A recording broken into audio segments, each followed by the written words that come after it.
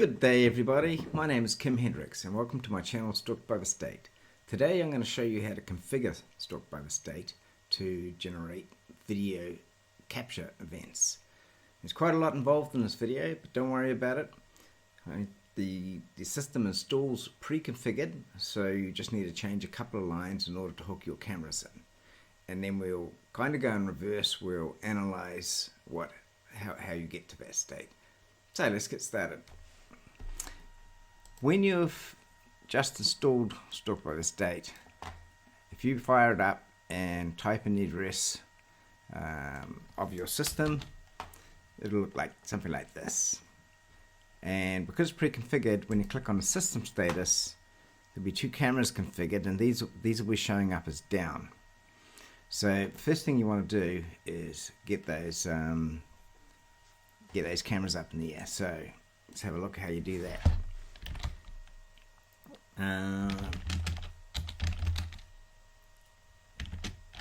In SBTS Secure, you'll find two scripts, VLC front and VLC back. These are wrapper scripts for the VLC program that read from your cameras and then allow multiple connection sources via HTTP, motion JPEG capture. So often your cameras might only have an RTSP stream, such as Hikvision cameras. They're like that predominantly. And even if I do have an HTTP stream, often it doesn't work as well with VLC reflecting your stream as if you use RTSP anyway. So if you have that choice, then use that. What you'll need to do is you'll need to find out what the whole URL is for your camera, and this is what the camera would look like for a Hikvision camera. This is the URL for Hikvision camera, and you'll need to change the URL. And yeah, unfortunately I don't know any other way yet, or I haven't looked into it recently anyway, about how to put these username and passwords in a file. Maybe you can do that now.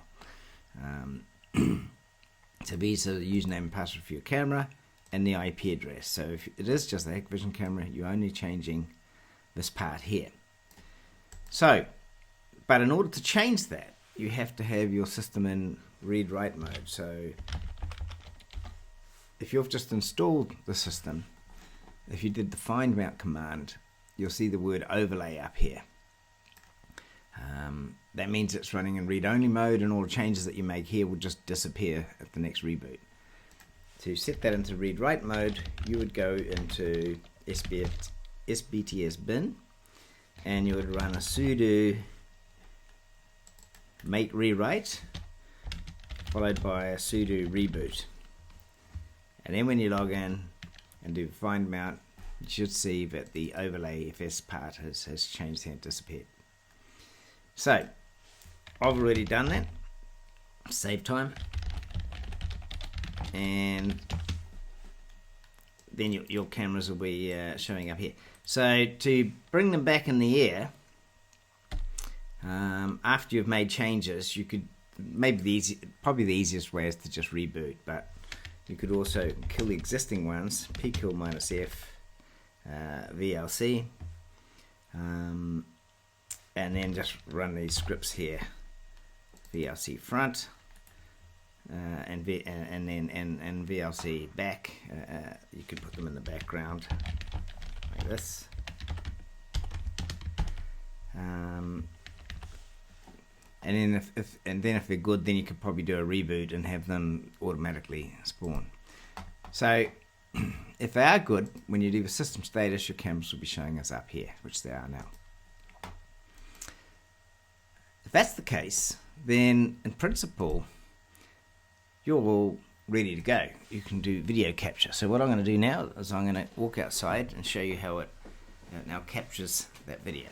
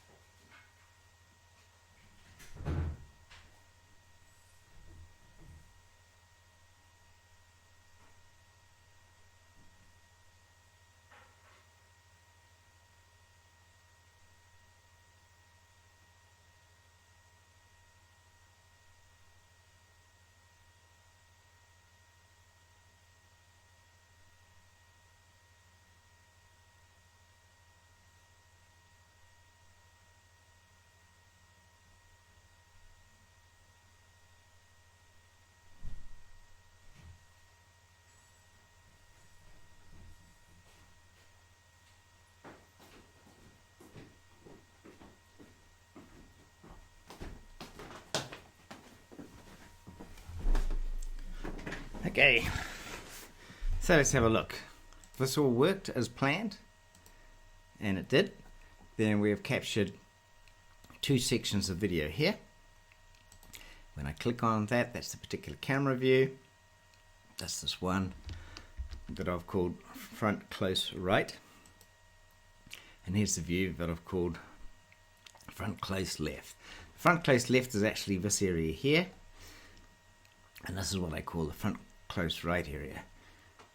When I show you the front close left one, you see that I'm actually in the right area. But that's because the video starts a little bit earlier than when it was triggered. Okay, so that's working. Now let me show you a little bit more about what actually is happening.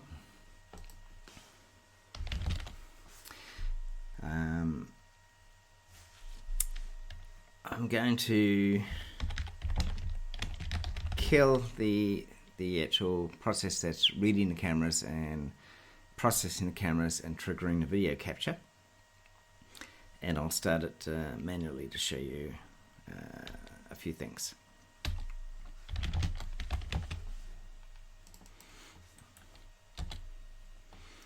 So here's the process here that reads from all the camera streams, reads from the VLC streams in fact, and then takes each image, the latest image for the camera at the time, and passes it up for processing via, in this case this is yellow, this is a Xavier NX, so it's actually processing yellow V3 and yellow V4 at the same time.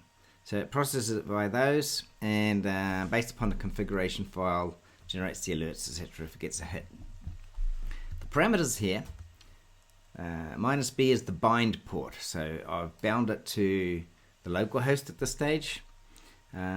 This process has a little built-in web server, so it's bound at the local host, and here's the port of the local built-in web server. That's for controlling the process. You can dynamically change whether or not you're processing cameras or notifications on the fly, and so that's what that does. So if I start this process by hand,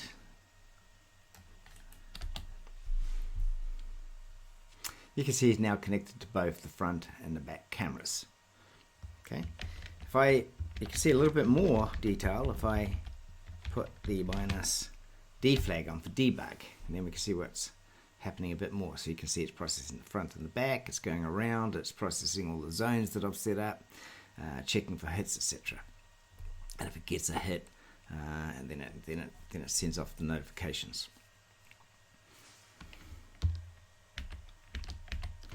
Now I'm going to show you, I'll put it back into this mode where you can just see the cameras, and show you a little bit more about the controls that we have at this stage. As I mentioned, StalkedByTheState is a security state machine, because the control of the state relating to your security is important to be able to fit in with your lifestyle, and hence actually be adopted and not just turned off. So if we go to button groups, I've created 2 groups of buttons here. One is triggers, and these things, it's just like pre-declaring the events that we're going to trigger, because you have to pre-declare them. That means that the system knows how to refer to them and drop down menus, etc. And the controls button is the one that I've set up to represent some of the control of a state. What I've done with this example setup is to set it up so that it provides a representative range of the types of controls that you can have available to you. So in this case, if I press no back on, you can see it says disconnect from back. So what this particular one, I'm turning off the alerts from the back of the house, but I'm doing so by stopping the processing of the back camera. Okay, if I turn it back, turn off that disable, that camera will come back. And it takes a little bit longer to come back because it's not polling for that state. There we are, now we're connected back again. Now, if we turn off no front left on, then this one is controlling the state by leaving the camera processing but just turning off one specific notification. And we can enable that back again. And then finally, no front far on. You see nothing happening there. That's because in this particular example, I'm controlling the state by adding state. You see? So now we've added some state, or a tag as I call it sometimes, called no front far. And I can now control whether or not video is taken on far front, on far on video, by saying you can capture the video as long as that tag no front far is on. This is a disallowed tag or disallowed state. So that means then, now actually normally I wouldn't disable the video per se, or frequently I would not, but later on I'm going to show you how to generate remote video alerts. And then I would tend to turn off like the alerts but let the video capture continue. So let's go back to that button group and re-enable that, and then that should have deleted that state. Okay. Now when I'm controlling state by tags, like no front far on, there's an add tag command for controlling this. And in this case I've put a time to live on, and that's 8 hours. So this is a recommended practice. Don't just disable things permanently. You should kind of have the system run in a permanent state of being aware. So in this case that tag will go on, but in 8 hours time it will automatically be deleted, and then that zone will then reactivate. Every time I press that button, it'll get extended for another 8 hours. Okay, now the video capture. If we have a look at the events again, we can see that this event captured just one video and this one captured two. So when you trigger your video capture, you can choose whatever combination of cameras that you've got available to capture. So if the front has got multiple camera views, then you could capture all of the camera views that would see that person from that location where you triggered on. So that's, hang on, which one was that one with the multiples on? That was the close left. So front left on with the video. Close left on video. You can see I've selected two cameras here instead of just one. Okay, so that is the that shows you a little bit about how it's captured and how it's triggered. Now let's show you how that's all configured.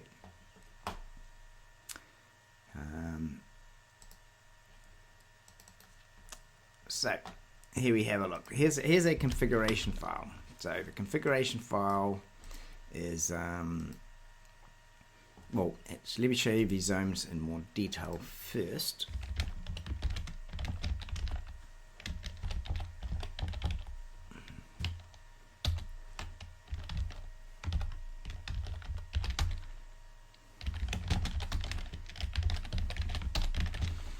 So we have a few helper programs here.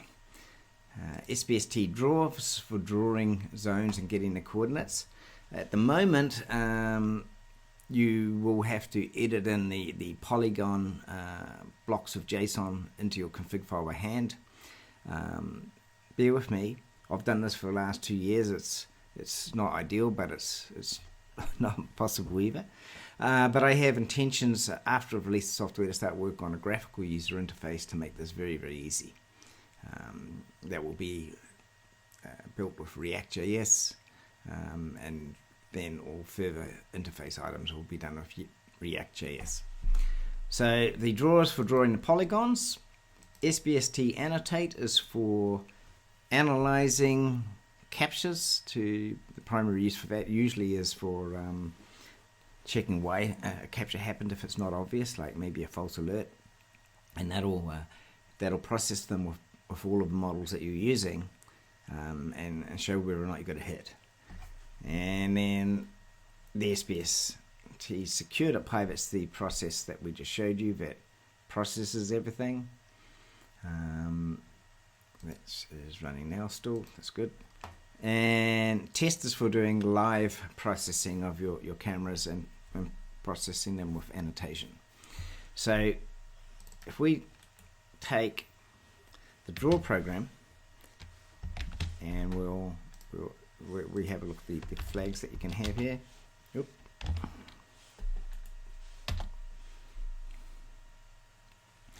It takes an image file that you're going to be using to draw your zones on.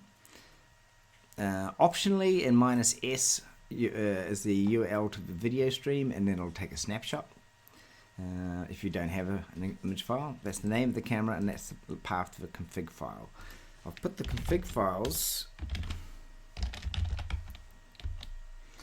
underneath resources, which is a symbolic link to the remountable configuration area of the installation. Config.json is for NX and higher processors. That's because I've set that up to do processing of both YOLO version 3 and YOLO version 4. The nano config, he's only got enough memory to hold one of the models in memory, so I've set it up as a default of YOLO version 4. You could reconfigure that to be YOLO version 3, but it only processes one model. In fact, I'm going to show you something here. What I'll do is I'll put the debug flag on, and then you can see the speed at which it's processing the NX and higher models. But if I select the nano model,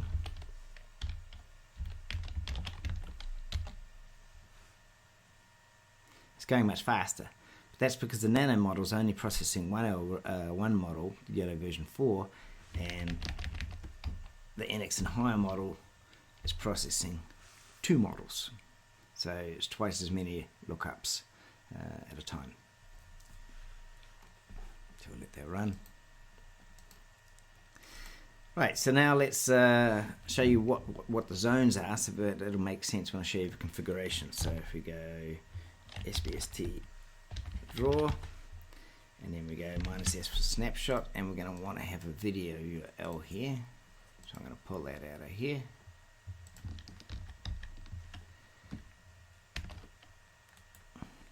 And then the image, /temp/front.jpg. The word front here matches what I call the name here on my camera list, and then resources /config.json. Okay, so here's the picture that we're analyzing, and there's actually 3 notification areas. This one's what I call front far, this notification area is front left, and this is front right. These 2 parts here are what I call zones, but the notification is effectively about covering this area here, and that one marked in red is an exclusion zone. So that basically means if you get a hit in the exclusion zone, it won't do the notification. So that's, if you hold that in mind, then you'll see what we mean when we start to look at the configuration. In fact, what I'm going to do first, I'm going to annotate one of those views that I had a look at to show you a little bit more detail about what's going on. So if we look at the events, and we look at we'll look at this one here. So I click on that, and I'll get this. This here is the time in milliseconds of when this happened. That's the camera, and we're going to need that to do the annotation. So the annotation, we go to the location where the video is stored, which has this unusual path here. There's reason for it, but don't worry about it just yet. And the cameras, that was camera 1. So deviate that, we're going to camera 1, got the date, and then we've got the event. And then we have a whole lot of images here, right? So if we look at that path, well, we're gonna stay here and process it like that. So to do the annotation, we have a look at secure SBTS annotate. It's gonna need a that's an optional model list there, but what we really want is we're going to want the configuration file, camera name, and directory. So okay, so the configuration file is this / resources / config, camera name front, and directory is this.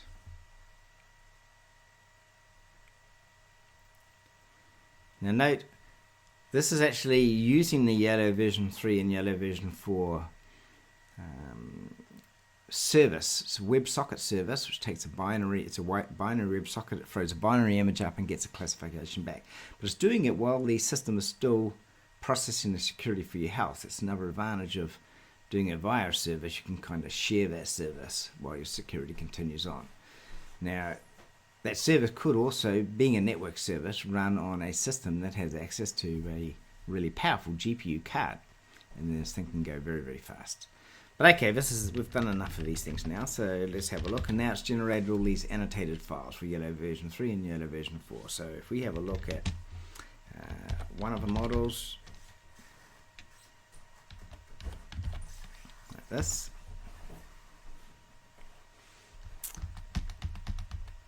you can see it's coming out, and you can see that we've got a hit. A hit being represented by the blue cross, and we've got the bounding box from Yellow version, Yellow around it, and the confidence level displayed, and the category. Now look, there's no hit now. I'm going to explain this, is important. I did this deliberately. The zone I've drawn is here, and we're not getting hit because the hit is based upon the presence of the middle of the bottom of a bounding box being inside the zone. And the bounding box goes right to the bottom of the screen here, but the zone does not. So that's why it doesn't have a hit. But even if I had made that go right to the bottom of the screen, something I noticed about these algorithms is that the bounding box actually is drawn longer than the screen is long in a lot of cases. It likely depends upon, well, I won't explain why, but what I found is that it'll usually be around about 10 pixels down. So my hint is, if you're drawing a zone which effectively should go to the bottom of the camera, once you've drawn it, then find out these coordinates and extend the Y coordinate down by about 15 pixels further on both sides. And then these ones here will also get a hit. You can see that as it popped up, it got a hit. And it's getting a hit here. You can see the confidence, 99% confident, 99%. This one's 100%. So it's pretty sure that it's me.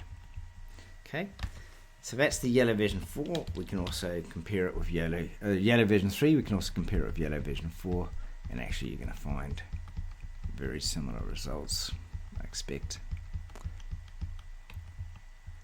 Except that this one's a few more from 100% with Yellow version 4. No particular difference here. Right, so that's that.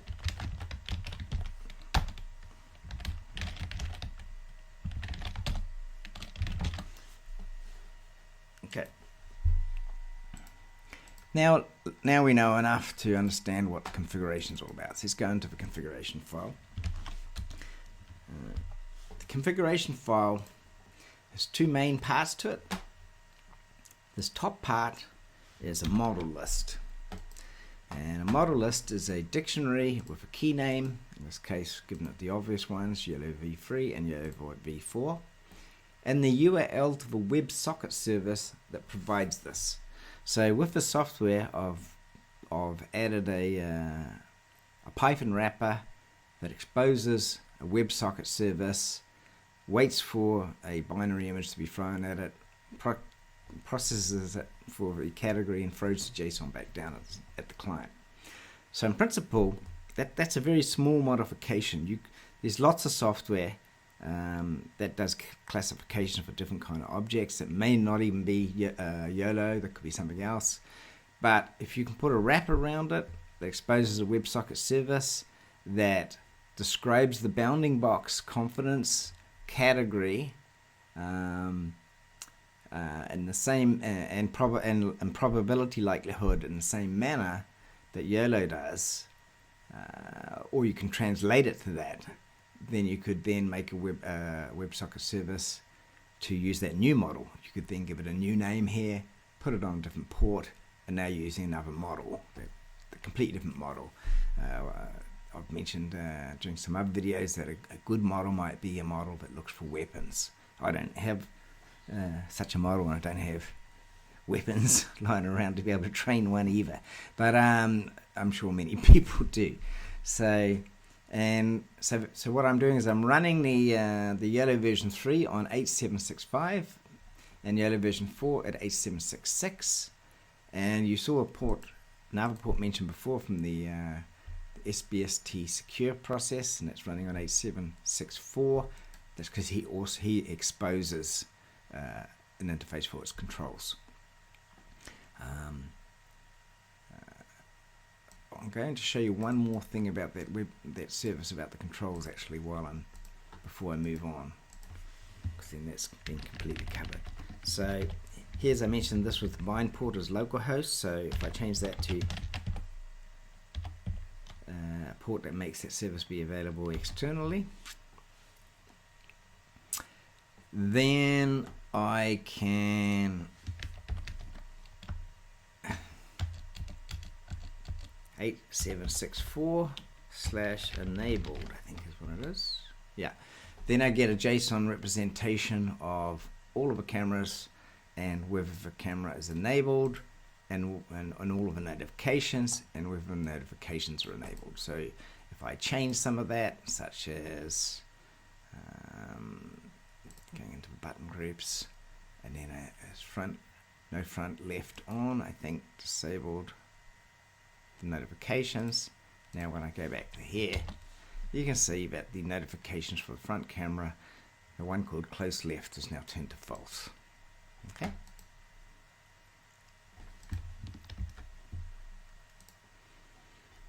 Right.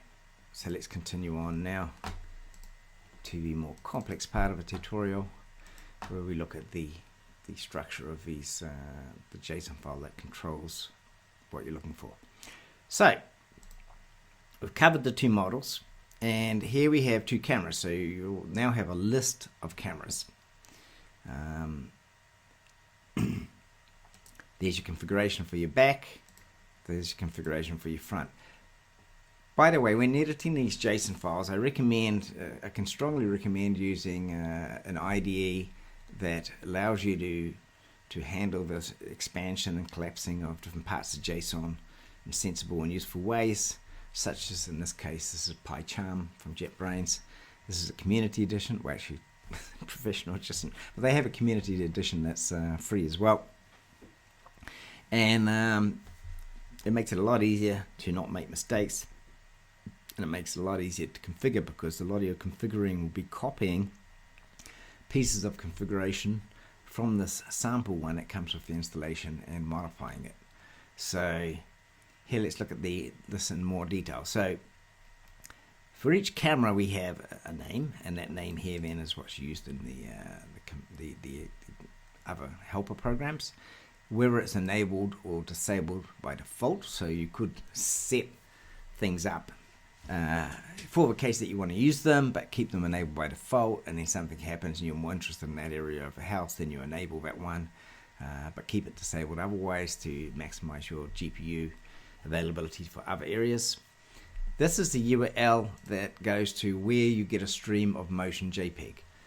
Something I should have mentioned earlier actually is when you modify that URL to point at your motion JPEG should be set up to stream at a frame rate of around 5 or 6 frames per second. That's hard coded.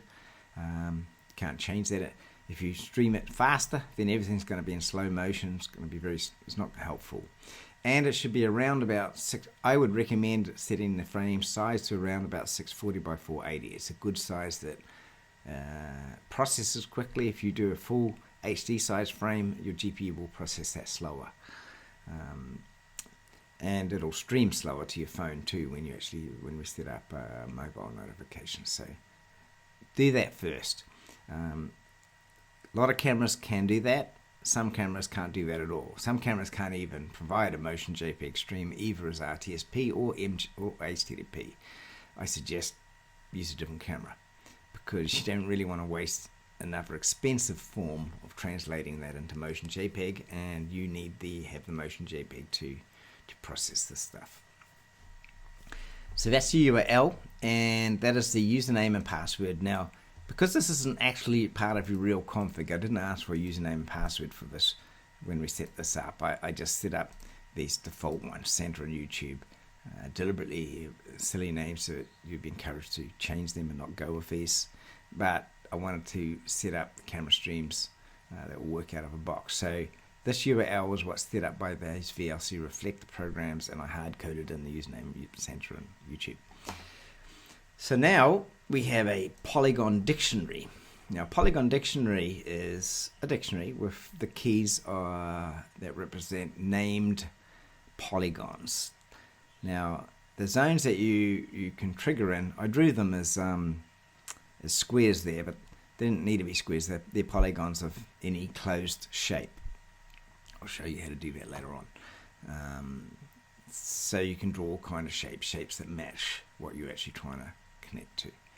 So, but here we've got names, and then we can use these names later on in notifications. So the structure is essentially camera and then notification lists. Now, notification lists is the list of your notifications, and notification being ultimately coming down to that URL that you trigger when you get that hit, and that URL will then trigger one of the predefined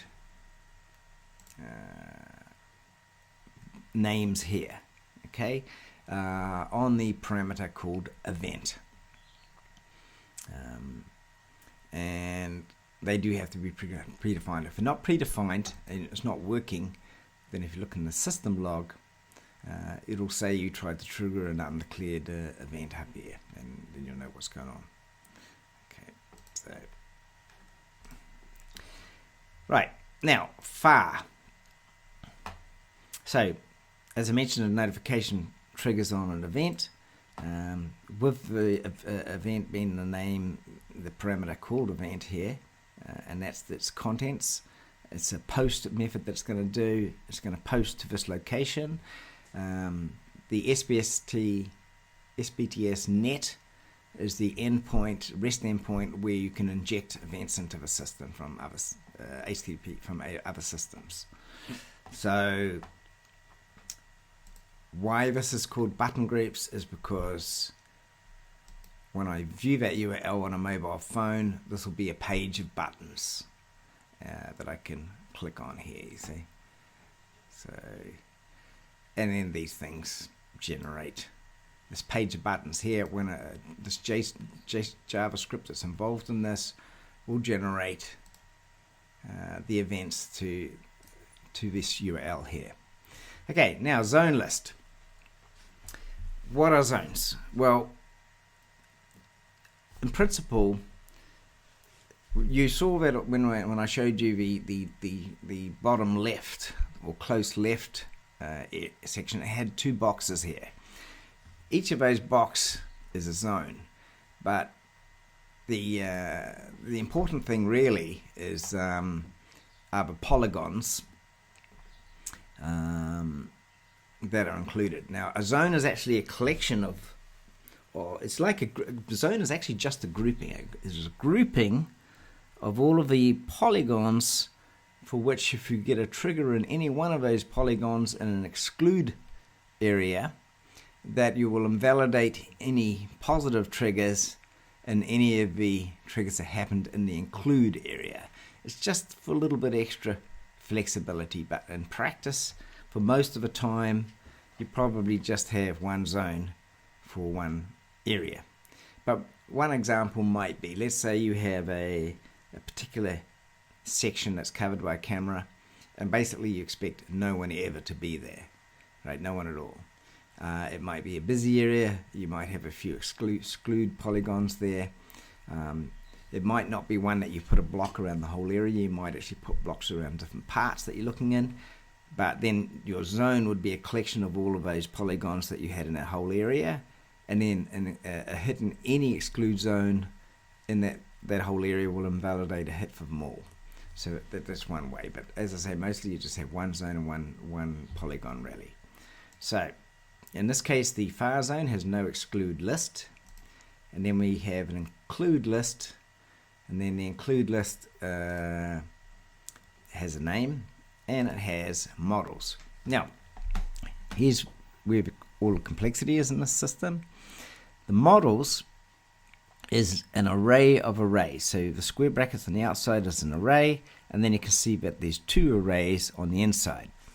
So the arrays that are here, at the outer level, everything that's on the inner level is it's like doing an or sign between them all. So you can have a hit on whatever's in this one, or on whatever in this one, means that this include list has now got a hit. Okay, so either or. Okay, but on the inner models, let's just check that I'm saying the truth here. Yeah, that's the truth. Then there can be multiple models here too, but it looks like I've just done one model in that case. Yellow version. All right, that's because I had two arrays as an OR mode. So then I'm basically saying if you get a hit on yellow version 4, or you get a hit on yellow version 3, then that's a hit in that area. Okay, and we'll come back. And then inside of each of these, you have the name of that model, the category. So that could be person, car, dog, truck, van. There's 80 categories that are detected by yellow. Now I would suggest if your intention was to trigger on a car, then also trigger on a van and also trigger on a truck, because really what you're interested in is a vehicle. Dog is actually a very useful one as well. In winter time here it's quite cold. When we got a puppy last year, then I put a camera up watching the back of the door looking for dogs, and when the dog went to the back door and wanted to go out, it would send me an alert so I know to go downstairs or whatever and let the dog out. And we have a set of constraints here. The minimum height, maximum height in pixels, minimum width, maximum width in pixels, and a minimum confidence level. If any of those constraints is breached, then that particular model section won't generate a hit. The advanced hit, I'll come back to that, but it relates to dealing with false positives. And named polygon, that word far, matches this named polygon here and represents this area here. And it's useful to have a dictionary because if you're matching on a car, truck or a van, they're all going to have the same polygon area in most cases. And so therefore you can just refer to that name. Right, let's have a look at another one. Close left. Now close left, if you recall, one of those things had a little exclude box in there. So you can see, here's exclude here. That was a little red box that we saw. And again, it's got two models. So either yellow version 3 or yellow version 4, which matches these constraints. That means the hit on the exclude. Now, you do also have constraints on the exclude, and that's important because you might get a particular false alert that's happening, but generating what it thinks is a really large human, much higher than what a human would actually be in that area. So in that case, you probably want to exclude it, but only if that really large size is met or close to it. So that's why it's useful to also have constraints on the humour. In this case, though, I've set the confidence to 0 and min max to fit every match here. Okay, so that's the exclude. Let's look at the include list. Right, now this is better. This is what I wanted to show you here as well. Remember I said this is the models contains an array of arrays, and in the first situation I had 2 elements at the outer level, so they were an OR, so it meant that we're getting a trigger if it was either yellow version 3 or yellow version 4. In this case, there's only 1 element in there, and that is an array in the inner level, and we've got yellow version 4 and yellow version 3 here at the inner level, but they become ANDed. So what this means is that if you get a hit on yellow version 4, then you check again with yellow version 3, and only if you get a hit with all of the ones in that inner array, you generate a notification or hit on that area. Now, there's also a method, a reason for why yellow version 4 is there first, because yellow version 4 is just fractionally faster than yellow version 3 as well, so it makes sense to check yellow version 4 first, even if you want to ultimately check for both, so that you fail fast. If yellow version 4 doesn't get a hit, then yellow version 3 will. Now, when I first started to use yellow version 4, it seemed that yellow version 4 appeared to be more eager. So in a picture which had a lot of flower pots, for example, I noticed that yellow version 4 picked up on many more flower pots than yellow version 3. And my initial usage of it, I was getting more false hits on yellow version 4 than yellow version 3 as well. So I was tending to go with yellow version 3 when I only had one available, such as on a nano. Later on, I found out it's not quite so straightforward as that.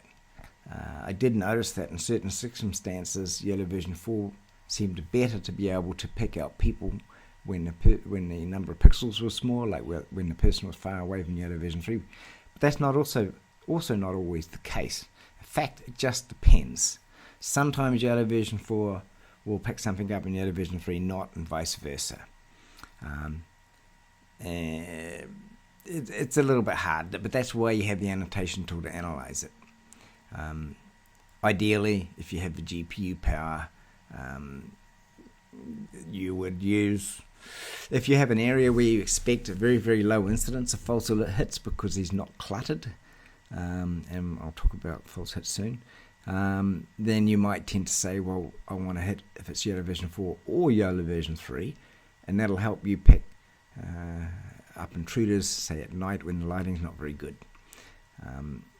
But if you have a highly cluttered area, you might want to say, I'm going to require it to be seen on yellow version 4 and yellow version 3 every time for an extra level of confidence. But it's quite interesting when you're analyzing thousands and thousands of images for really long extended periods of time where you have almost no false hits, and then you occasionally get a false hit, you can get some very interesting insights as to what these models are actually seeing. What I noticed is, we look at these models and we see it says, oh, this is 100% sure this is a person, and you see the people and you say it's matching them extremely well. But when you see some false hits, you realize that the whole neural network image classification is really breaking it down into definable things that are quite simple, deceptively simple. So you'll see that ultimately the people detectors breaking it down into a lump at the top, a lump in the middle, and some things that extend outwards, typically on an angle. And you can get surprising false hits. In fact, while we're talking about false hits, I'll show you one right here now. So if we look at this false hit, this is a false hit that happened in a certain category that happens quite a lot, and I'll explain why this is. This is a particularly interesting one. There's something, to me, I often see the illusion in the false hit. Some people can't see them so well, but to me, this is a head, this is like a skirt. Here we can see 2 legs, and here we can see an arm. But it doesn't look anything like a person. But look at the confidence, 98% sure that that is a person. When you start to see these algorithms in this light, you really realize that proper matching in computer vision is a combination of multiple systems providing multiple backups of what things see. And then you better hope that self-driving cars do in fact do this, and I'm sure they do, obviously. But now what I want to say, what you see here a lot is, notice this. This is why I said on things that stick out, typically on angles, that there is a streak formed by rain, and rain often appears as angular streaks. And what I noticed is that often when raining, you get these angular streaks, and the combination of downward angular streaks on a lot of other objects can generate a whole lot of false alerts. And that's why I have this other part down here called Advanced Skip. It's one of the false alert methods for dealing with false alerts. With that particular example that I'm showing you here, this false alert was generated on YOLO version 3, but not on YOLO version 4. So if I had been requiring my person to be seen with both YOLO version 3 and YOLO version 4, then you wouldn't have got a hit on that. You'd eliminate one false alert. But another way to eliminate it, this was also shown on one frame and not the next frame. So if you require multiple frames, multiple hits within a certain period of time, then that's another way to deal with a false alert. Now, if you've got a whole lot of cameras and your cycle time's quite long, if you're waiting for a second frame to get a second confirmation of your hit, that might take quite a long time. You don't want that. So therefore, I have this advanced skip section here that I usually set to false, but if I set it to true, then instead of cycling on to the next camera, it'll stay one more time on the same camera to get another frame from that same camera. Now, if you've got a really fast GPU, you often don't need that. It'll cycle around quickly enough to get back to that camera anyway. But if you've got a slower one, in fact, I would classify all of the NVIDIA Jetson series ones in that slower category. Then if you want to use the method of requiring the second frame as your way to eliminate a false hit, then you should probably set that to be true. And on the Nano, where you've only got one model, if you start to get false hits from rain, then indeed set that to be true, and then you can detect on that way. How do you detect on that way? Because I mentioned that you then require multiple hits in a certain period of time. What you can do is in the action which triggers it, and I'll pick an example here of this one here. Then what you can do is you can add a counter, and you can say, well, I need to have 2 hits within 1 second in order to trigger this. In the future, I'm going to change that, so you can also select milliseconds. You can't right now. So that would mean that if I'm analyzing 2 successive frames and then I get 2 hits, and that happens within 1 second, then this rule will be triggered. But otherwise it won't, and then it has to get, this is a sliding window, so it has to get another hit or 2 successive ones that fall within a sliding window of 1 second. Right. Okay. We've kind of covered a lot, actually. And I'm going to show you soon how to modify one of these zones. So, but there's one more I'm going to show you. Now, if you're using the out-of-the-box configuration that I've done, that I've set up here, and you walk through the zones, you probably find that when you walk through the back, nothing's happening. You wonder what on hell is going on here. Well, there's a reason for it. and that's because I wanted to show you the types of things that you can configure with this setup. So if we look at the zone on the back, that's a little special because in the include list, in the models, I put a counter. A counter is an optional piece of JSON here. But what this is saying here is that for this section here to get a hit, there has to be 3 of the particular category you're looking for in that polygon. So what I've done here is I've set up the back zone to be looking for 3 or more people to get a hit. So you can use that for crowd detection. And if you don't want crowd detection, then you delete that section, that counter, delete the counter section there. By the way, I mentioned crowd detection. That's one of the special types of things you can detect. And I've also shown you the counter. The counter can be used to detect loitering. Loitering, of course, is hard to detect using this method if you've got busy areas the whole time, because I'm not tracking the people from frame to frame with this. But let's assume that you've got like a factory, and it's on a street which at a certain time of night is not going to have very many people walk by at all. And for loiter detection, the faster the GPU, the better. And then what you can basically do is put a counter on it, and you might say, I want to get 30 hits within 20 seconds. You work out your time that you want to detect a loiter. So let's say you want to say loitering is if people are not moving on for 25 seconds in a row in that area. So then we've got to work out how many hits am I going to get. If you're only getting a few because you've got a slow GPU and a lot of cameras, then that's less reliable. But if you've got a really fast GPU, so that you might expect like 50 hits in that time, then you might say, I'll put a counter of 25 seconds in there, and if I hit 30 hits in that time, then essentially there are people staying in that zone for most of that 25 seconds, and hence I've detected loitering and get a trigger at 25 seconds. So you can use that.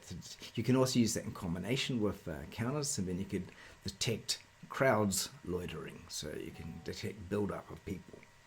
And you know, if you've got a factory in an industry area where you don't expect people, you start to see a build-up of people outside the gates, you might also want to be aware of that.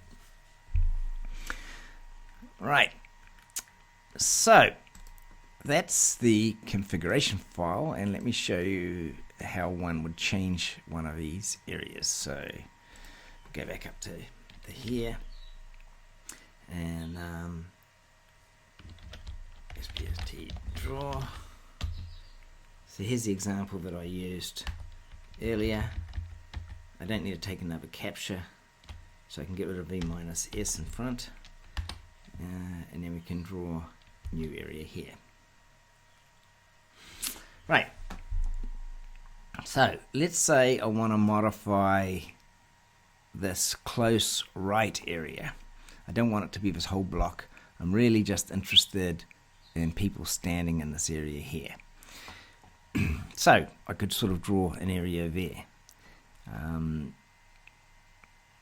Well, let's do that. So you start off with a click, and then like another click, and then like another click, and a click, and then there's 2 characters, D for draw, and that closes the polygon, and then Q for quit.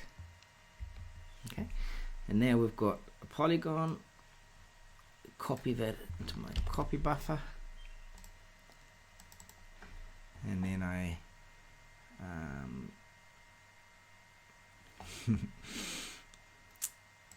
this is on the server, so I'm going to actually have to change it on the server. Let me show you something first that you're going to have to do to make this work. If we look at the mount, as I mentioned, the config area is a remountable area. At the moment it's mounted read-only because after the process starts up, he remounts the config into read-only straight away, so that keeps the configuration protected from damage. But we want to modify that, so we would run the mount read write, and that's a set user ID root process, so you don't have to use the sudo in front of it. You're not allowed to. If I just go mount rewrite, and now it's writable here. So now we can go back to do that modification. I think I've still got that in my, oh no, I don't have my copy buffer anymore. But we do get it down here. Oh, we didn't run it there. Okay. So scroll back. This is the text that we want to modify. Right. And so we go into my SBTS resources, and we edit the config. And this was the front right polygon. And we've got the name dictionary here, so we can say close right. So this is the polygon here. Okay, so if we replace it with that new one that we just did, like that. Okay, and then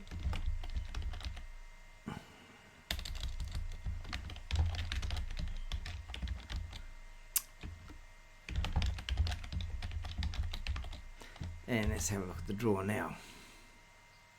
Right, so now you can see that I've redrawn that other polygon into this shape, so it'll only detect people in that area.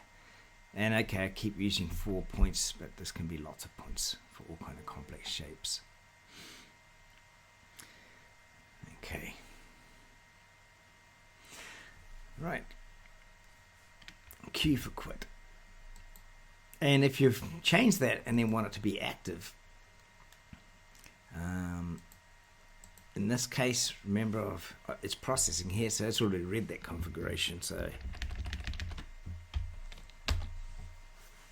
and fire it up here. But in reality, what you'd do is you'd reboot it. I mean, or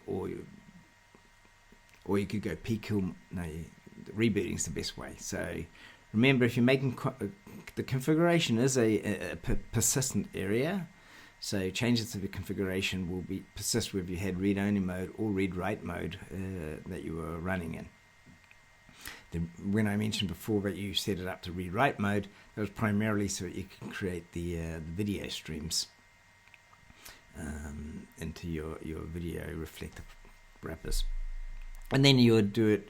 Then you would basically also go back to here and make it read only again, followed by a reboot, and to make the operating system be mounted read only for protection. Now I'm just going to have a quick look to see if I've there's some more things that I could explain now before we finish here. We've dealt with the configuration of all your zones and models. So again, the way to use it, this is why one of these IDEs is very useful, is that, for example, if I want a new camera, I can just, go like this. Here, I've got a duplicate, and I can start changing all the parameters in here, right? Or if I've got a notification list, I can create a new one here by copying that whole block like that and pasting it out here. Now I've got a new notification, or I can delete one. If you delete the bottom one in this IDE, you'll get a syntax error. You do have to delete that comma, else it's not going to work. But again, an IDE will show you such things that you wouldn't get otherwise.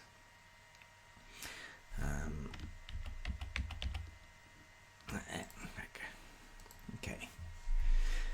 So, right.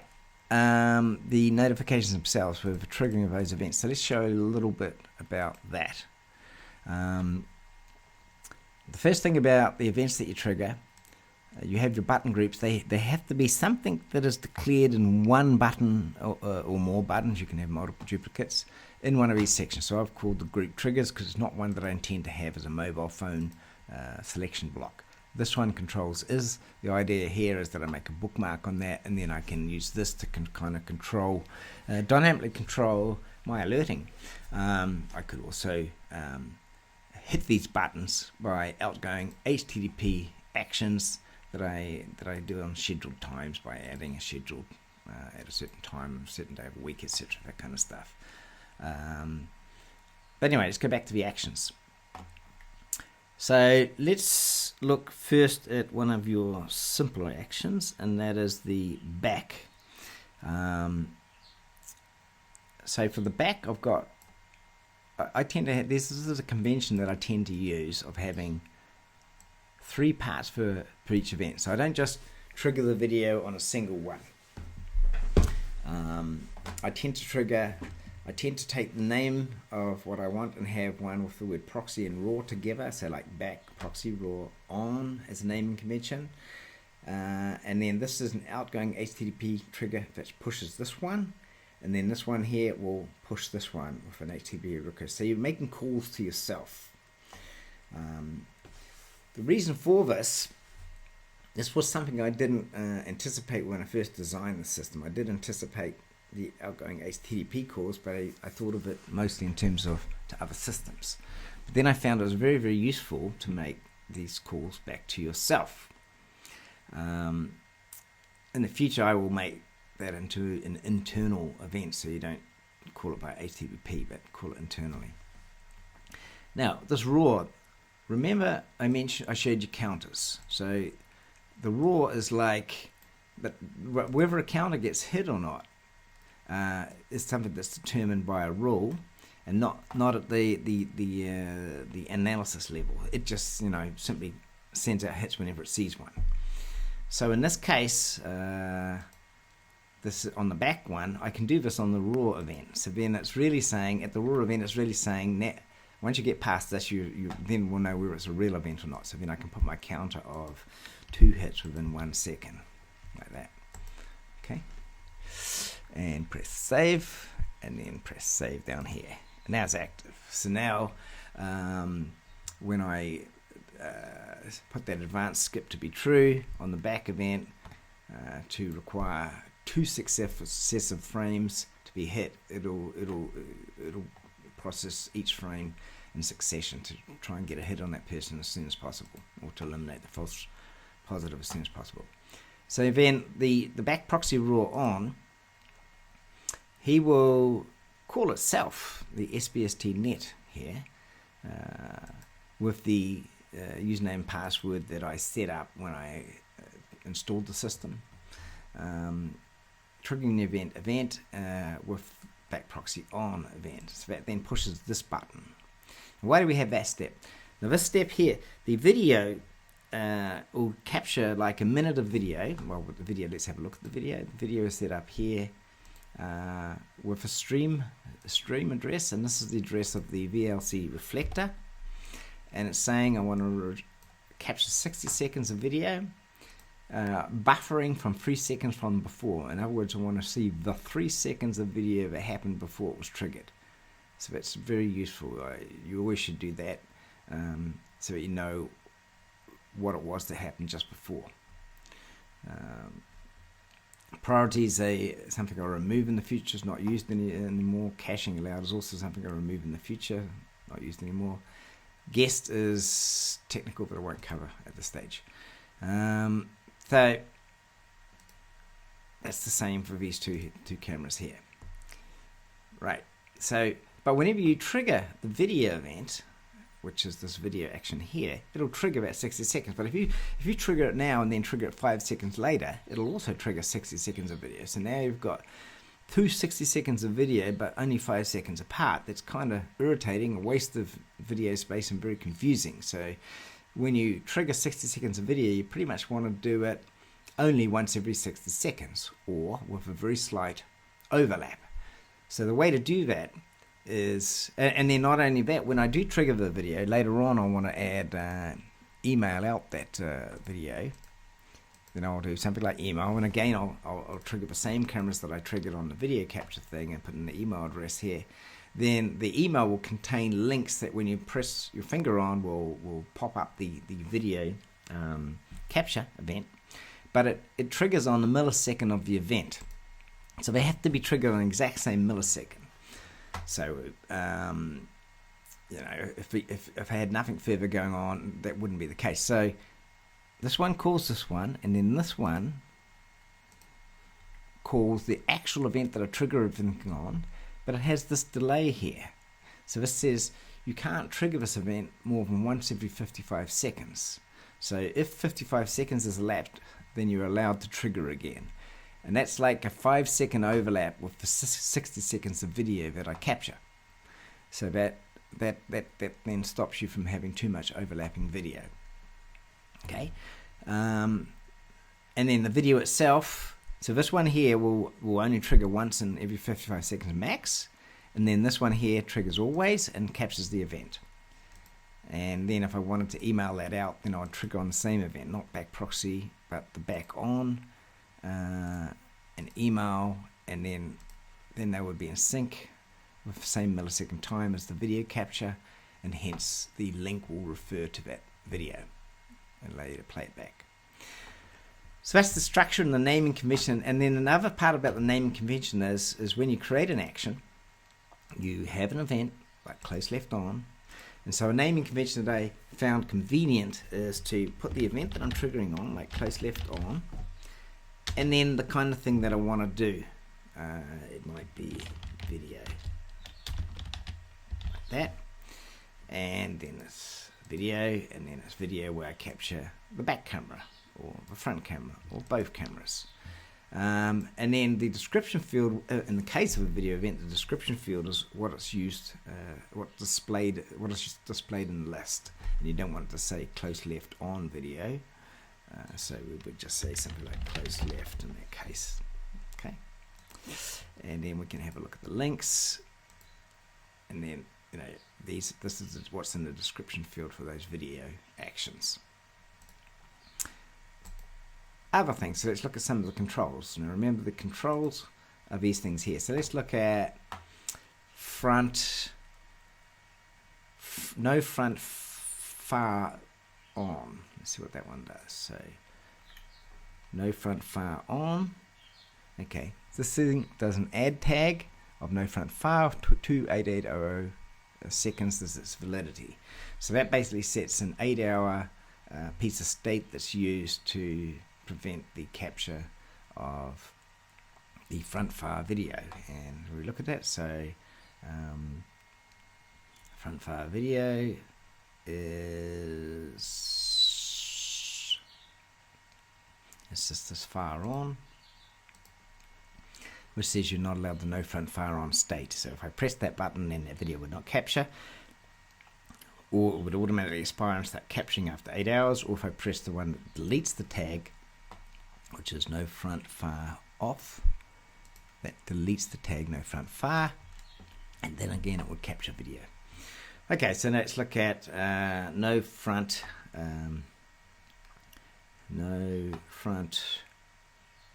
left on. So this one, what is that doing? So this one here,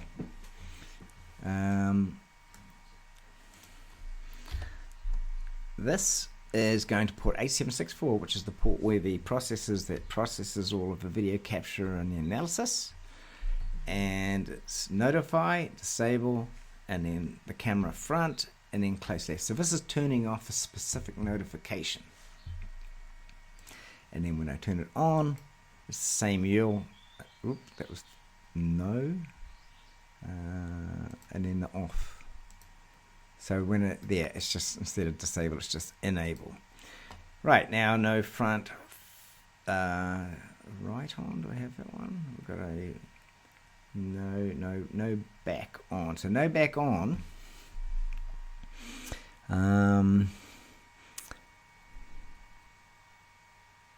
If I want to make like with when I added the tags, it had a time to live of 8 hours and then automatically re-enabled. If I want to do that with where I just not using tags but I'm disabling the camera, I can also do that. So in that case, we've got no back on, and I put two rules here with the same event. So no back on, disable back cam. So then that does the URL cam disable back, so that disables the camera. But then I put a re-enable action on there as well. So cam enable back, so that enables it, but it enables it with a delay of 28800 seconds. So therefore, this will create a future event for 8 hours in the future which will then send the HTTP re-enable. And every time I click that event, it'll extend the future event again. So if it was 8 hours and it had now trickled down to 5 hours and I press the button again, it'll then re-extend that future event to 8 hours in the future. Now let's say I turn that off. So no back off. Then one of the things I do is enable the camera right away.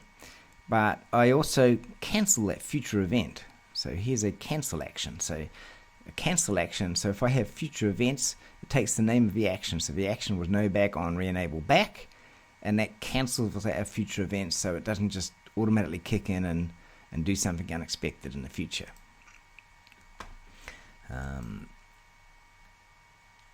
And now we have covered all of the configuration. There's a lot of information to take in, I realize, but it's going to be really, really worth it, because now you can generate, create a security system which actually works, is practical, and once you've got it set up the way you want and set up all the rules to deal with false alerts correctly, it'll just go and you'll never be unaware of anything happening in the past.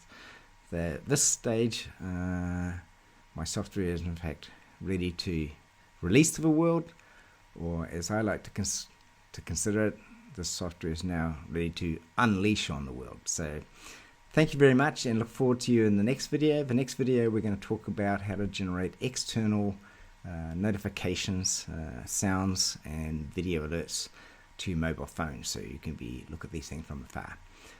Thank you very much, and bye bye.